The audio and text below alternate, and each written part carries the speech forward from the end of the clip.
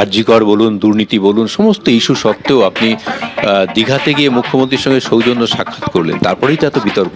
আজকে দাঁড়িয়ে মনে হয় না ওটার প্রয়োজন ছিল না, এখন একটা ভুল মনে হয় কি ওটা? প্রয়োজন অপ্রয়োজন অনেক কিছু। এটা কি প্রয়োজন ছিল আমাকে বর্ধমানে লড়তে পাঠানো? অনেক ডিসিশন নিতে হয়। তখন আমারও মনে হয়েছিল আমি তো কারো বাধা নেই, আমারও ব্যক্তিগত জীবন আছে, সমাজে আমি যেন সাধারণ নাগরিক, তো সেখানে আমার যাওয়ার অধিকার আছে। আর ওই রং দেখে মুখ দেখে আমি রাজনীতির ভিতরেও করি না, বাইরেও করি না। তখনও বলেছি, এখনও বলছি, আগামী দিনে বলবো।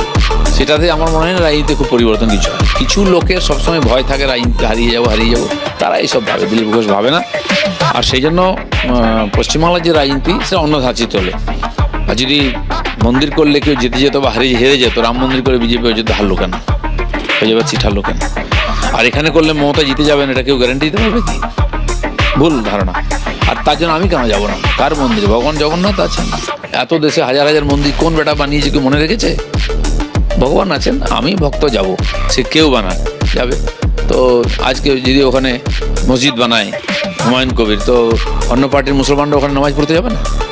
তো এইসব ফালতু একটা এজেন্ডা বানানো কাউকে আইসোলেট করার জন্য, এটা আমার বিরুদ্ধে 4 বছর ধরে চলছে। সেটা আমি বলেওছি।